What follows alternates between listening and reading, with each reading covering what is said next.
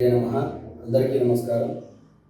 ఈ యొక్క పరాభవనామ సంవత్సరంలో మన శ్రీ విద్యా శక్తిపీఠంలో అందరి యొక్క ద్వాదశ రాశుల యొక్క ఆదాయ కందాయ ఫలాలను బట్టి శ్రీ నారాయణ చక్రవర్తి గురువు గారు అందరి యొక్క యోగక్షేమాల కోసం 7 శనివారాల వ్రతాన్ని చేయవాలని చెప్పేసి సంకల్పం చేస్తున్నారు.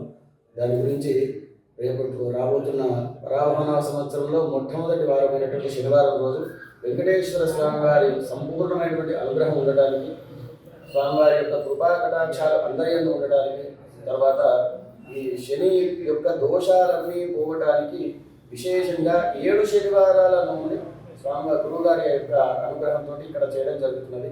7 శనివారాల పాటు ఇక్కడ అంగరంగ వైభవంగా స్వామివారి వ్రతాన్ని నిర్వహించడం జరుగుతున్నది.